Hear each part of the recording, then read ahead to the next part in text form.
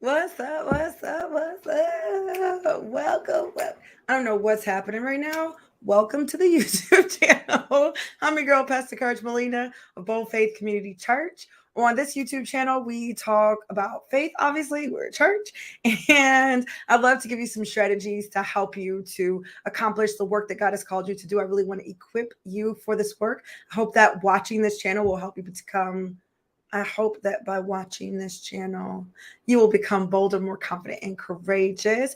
If you are new here, go ahead and hit that subscribe button. You don't want to miss it. You want to hit that notification button too, because right now we're in the middle of a book series, right? I'm talking about my book, Power Principles of Courageous Living, How I Overcame Depression and Took Back My Life.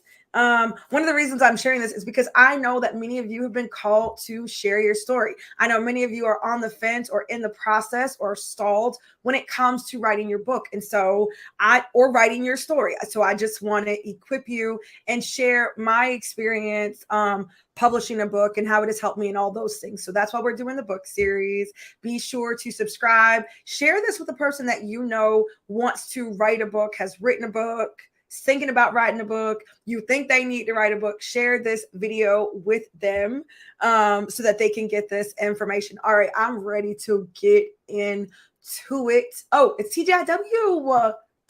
Hey, y'all. Y'all in the chat, say what's up. Be like, hey, girl, hey, how you doing? I'd love to know what you guys think of this book series. If you love it, if you hate it, even if you hate it, you can still tell me. It don't matter. I'm still going to do the book series as planned. But at least, you had an opportunity. At least you had an opportunity to share your thoughts about it. Your thoughts matter. And so, if you're watching this, you can let me know if you like the series, or if you don't like the series. It's cool either way. I'm still gonna do the series, but hey, at least you got it off your chest.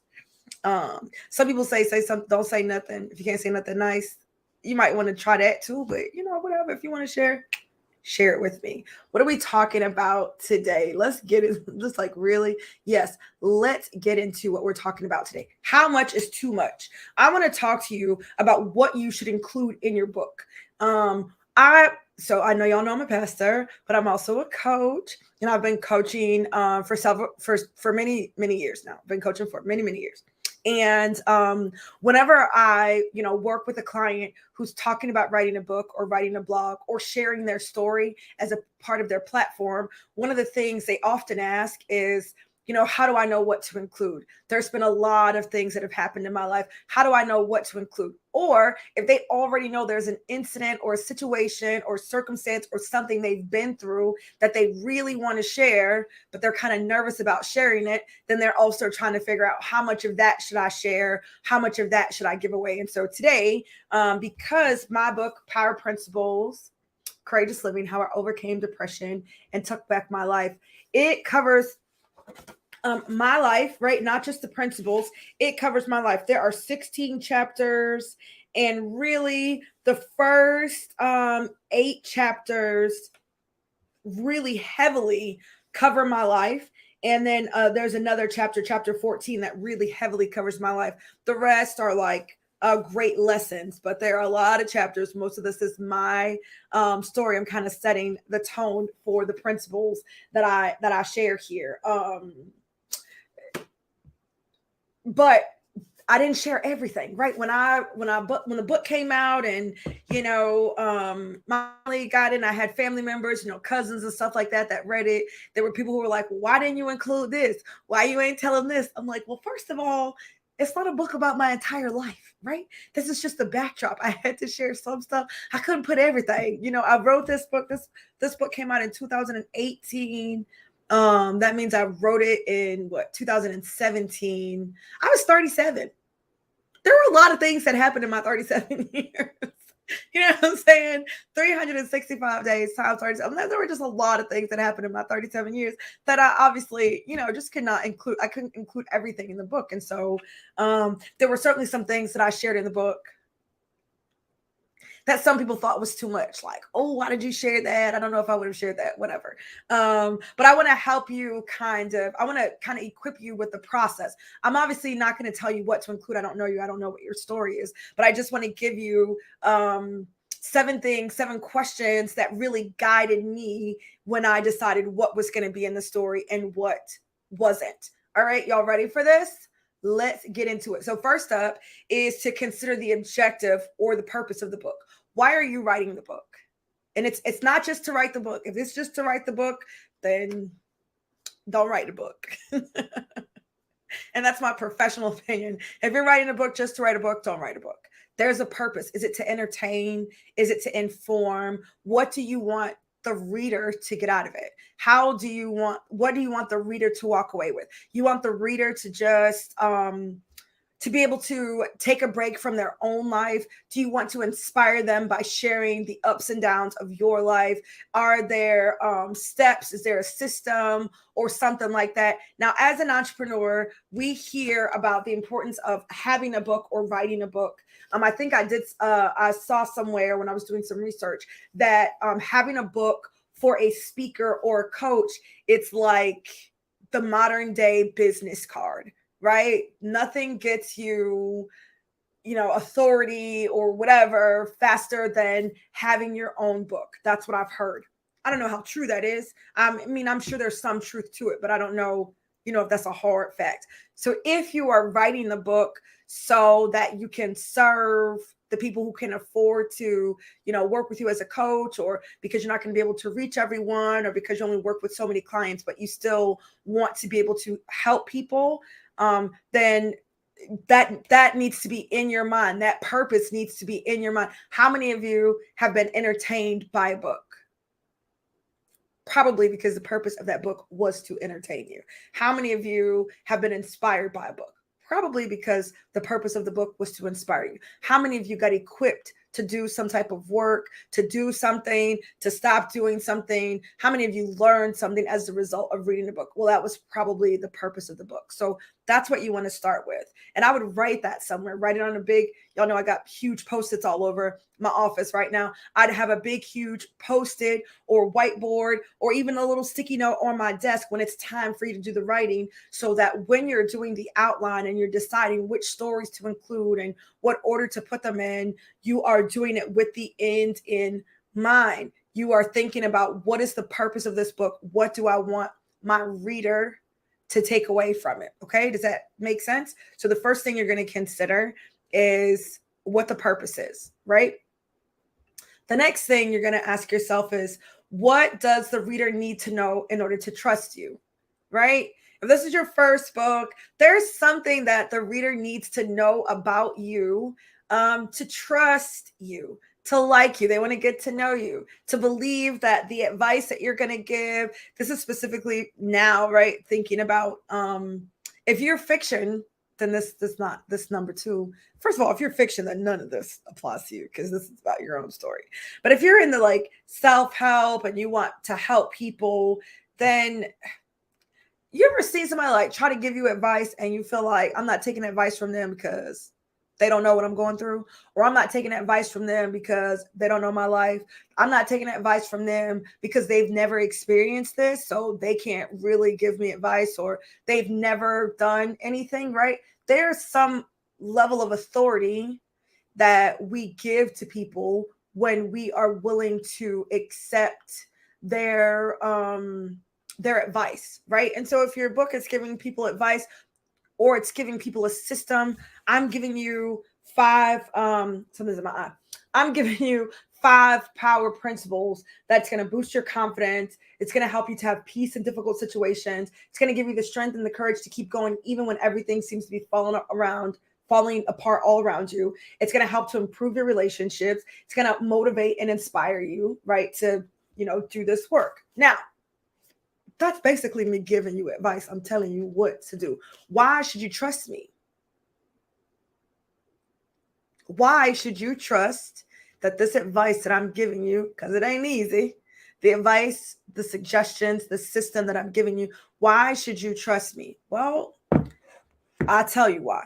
I'll tell you where I'm from, how I grew up, the experiences that I had that kind of led me to this place, my life. Sometimes, you might have an educational background that you want to share. You have some professional experience that you need to share, but there is something that the reader needs to know about you in order to start to trust you.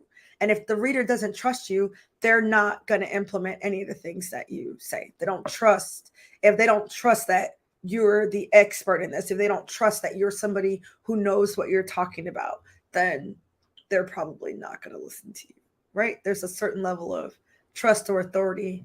We want to make sure it's reputable. And so how much does the reader, or what does the reader need to know to trust you? If you're writing a book about trust in marriage, how are you writing a book about trust in marriage? Are you married? Have you been married? Have you helped a lot of married people? And so this is from your observation. Like, what makes you the expert, so to speak, on trust in marriage? Oh, you want to write a book about creating content? Okay, who are you though? And why should I listen to you about creating content? You have to share with the reader, like there has to be something there so that they know that they can trust you, right? So when you start thinking about what the reader needs to know, and you're thinking about these events that have happened in your life, is there a lesson or insight or wisdom linked to that? So there are lots of things that I didn't share in my book, Power Principles. Yes, I'm going to say it. It's the book series, people.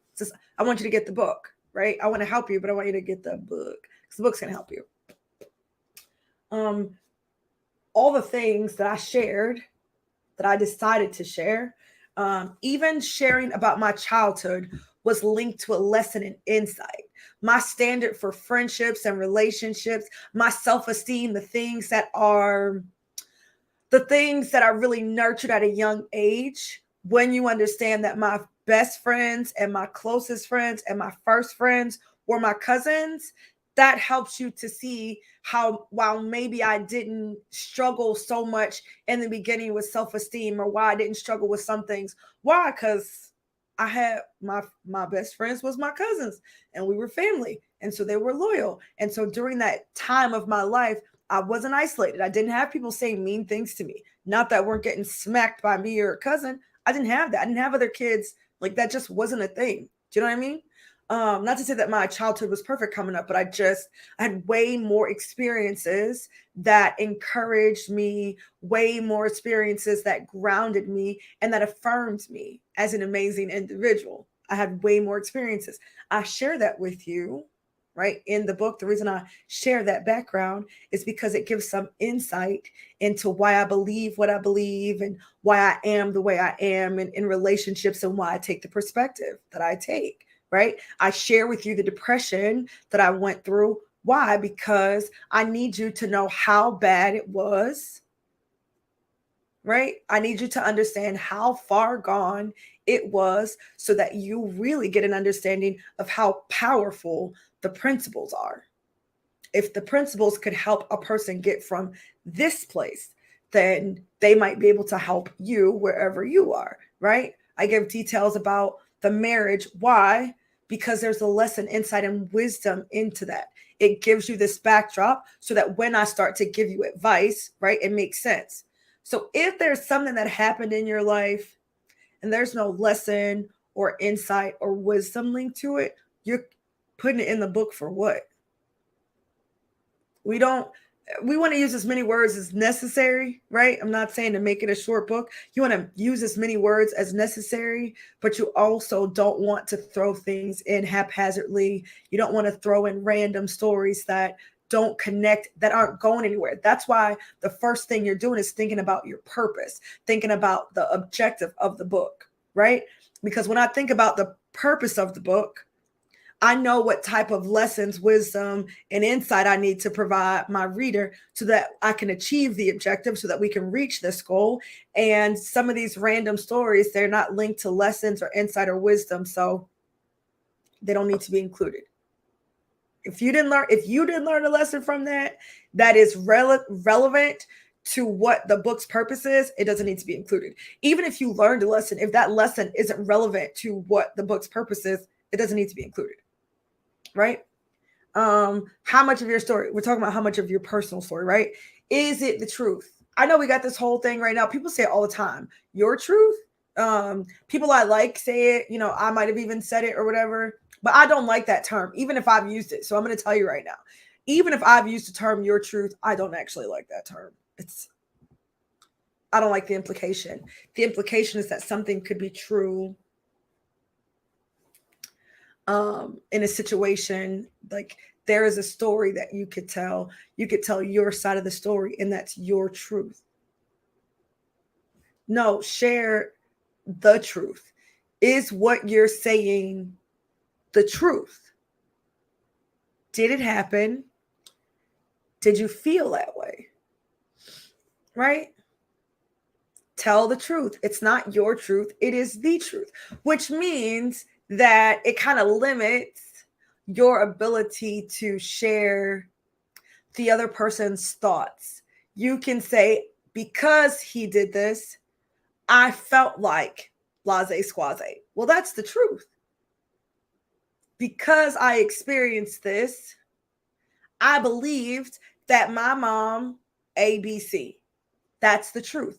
This thing actually happened.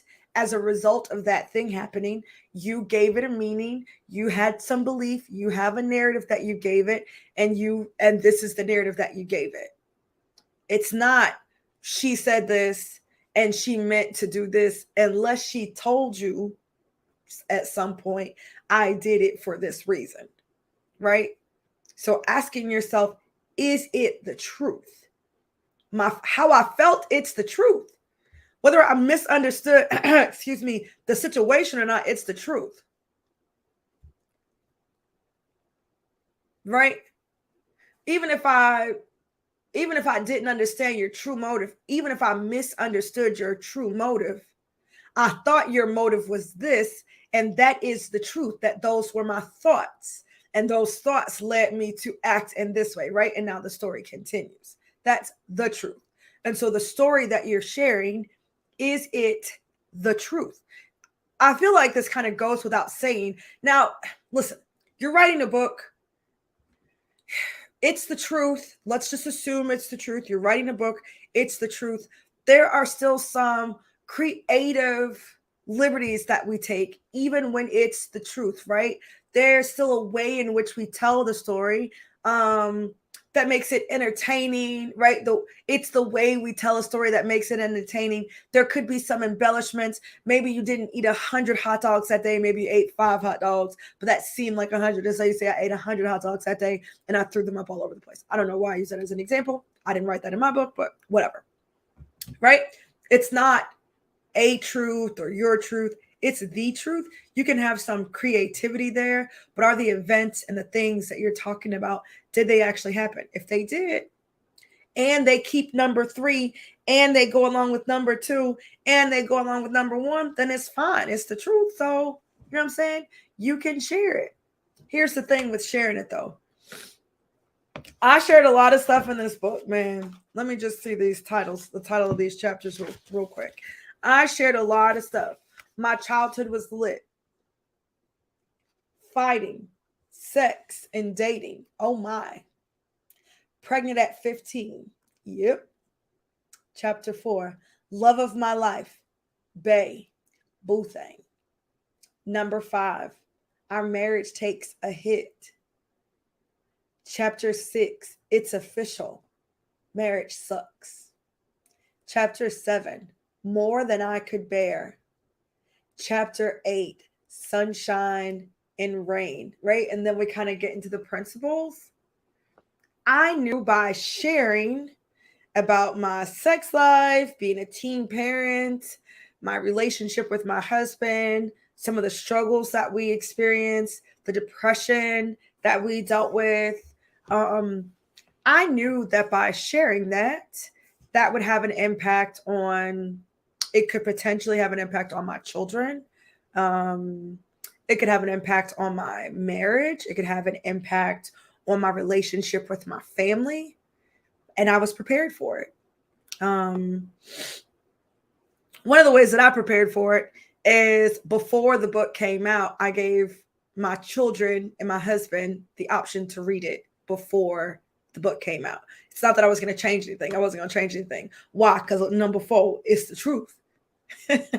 Number 3, there's a lesson, wisdom, and insight to for everything that I shared. 2, the reader needed to know those things about me. And 1, the purpose behind writing Power Principles of Courageous Living was to equip and empower other women to overcome whatever difficult season they were in and take their life back. That's why. And so I wasn't going to change it, but I was prepared. I didn't behave like it's possible someone is not going to be upset, because everything I experienced in my life, in relationships and with people, they weren't all positive. So there were people who didn't do nice things. And I said what I said, right? It was really important to me for my children to read the book, because while they are my children and a lot of these things happened during their lifetime, like during their life as children, there were obviously intimate details about, my marriage and my relationship and how old I was when I had sex and all of that my kids did not know about. And I just wanted them to know before the world knew, right? I didn't want them to be out and about and somebody had information about their mom that they didn't have, right? I didn't want that. So I gave them the option to read it.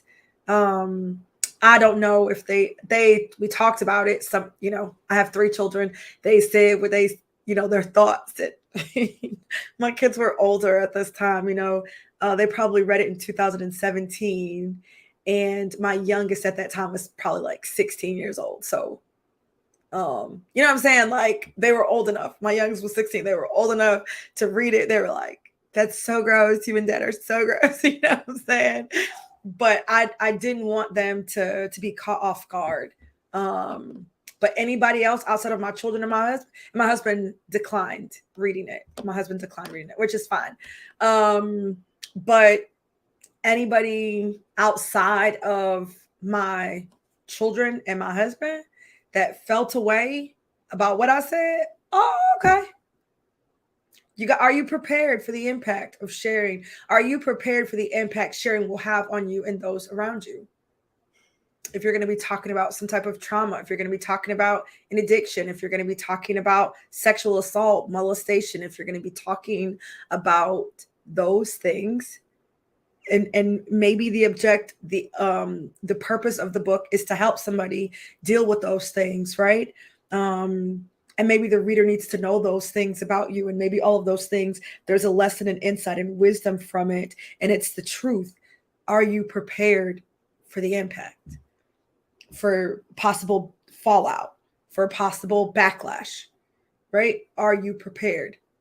If you're not prepared for people that you know, I think sometimes we're prepared for people that we don't know to read our story because they don't know us. But are you prepared for your aunt, your grandma, your cousins? Are you prepared for the people you work with? Some of them reading it just to be nosy. I mean, I had a lot of people on my pre-order list that I knew it was not about support. It was about, because I'm from a small town, it was not about support. It was just about just straight up nosiness. I knew that. I was cool with it, right? It brings me to number 6, because it was worth it. Is it worth it?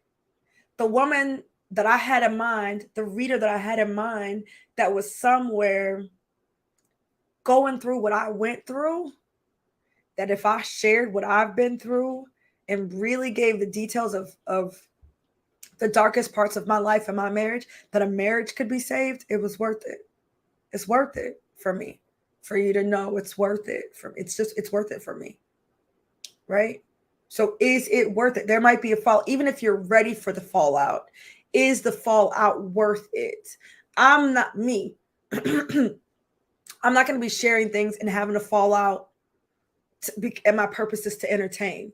Absolutely not me. Me, right? It's not worth it for me. But there's a call and assignment on my story. There's a call and assignment on my testimony. And I knew that God was calling me to share my story It's why I wrote Power Principles of Courageous Living, how I overcame depression and took back my life. Why? Because I want you to overcome depression and take back your life. I want you to overcome whatever it is that's got you bound, whatever this is that's got you in a rut, that's not allowing you to live your life the way that you know God has called you to. You're not free. You don't have this joy that other people seem to have. You feel you've lost your hope in some things, in some areas. You just don't know what to do. I want to be able to help you get out of that. That's important to me. So for me, it's worth it. You have to determine if that backlash is worth it for you. This is the last and I think probably the most important one, in my opinion. It's probably the most important one.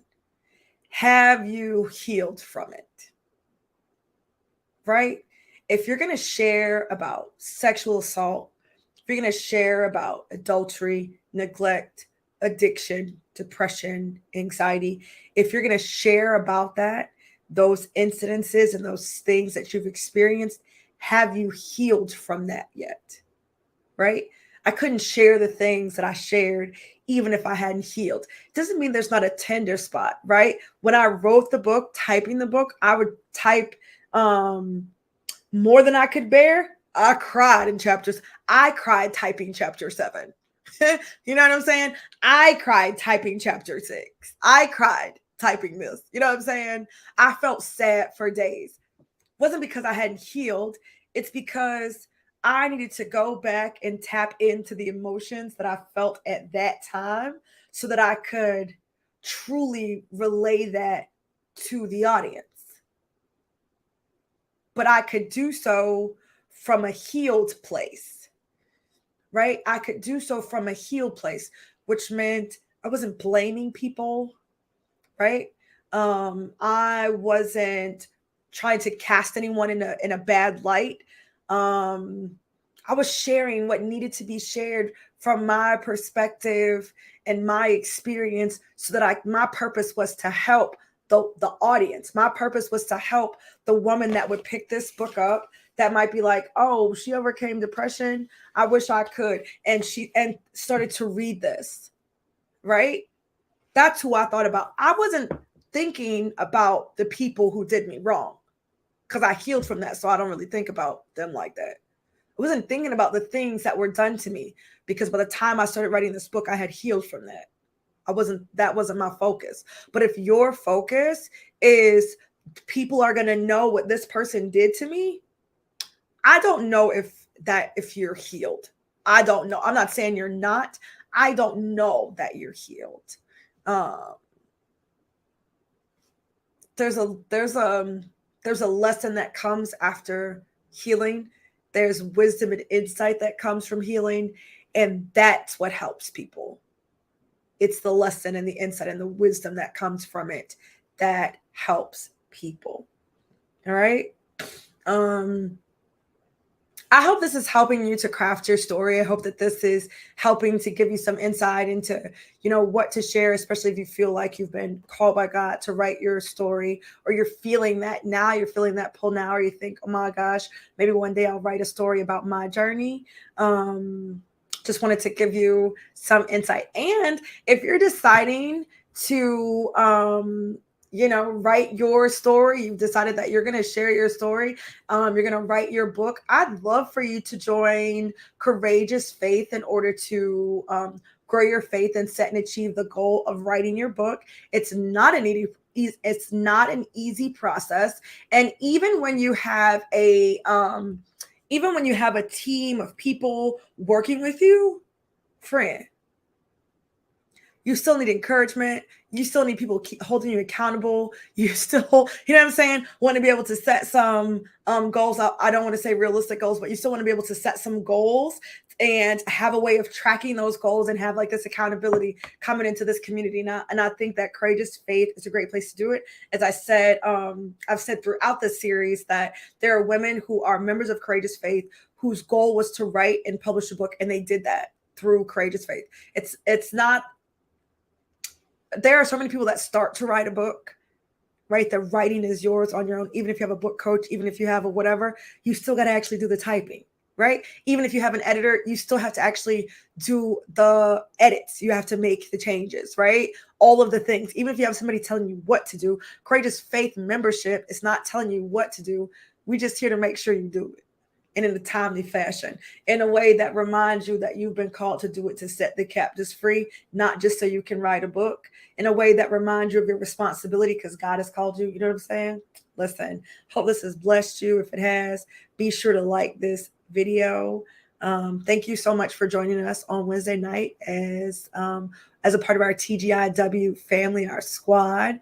You can head on over to A&O, to the A&O show as TGIW continues. Not before you subscribe and like this video. Leave a comment, drop your questions. Let me know exactly what it is you'd like to hear from me regarding the book or the book writing process, because before the series is over, I'm going to do a Q&A.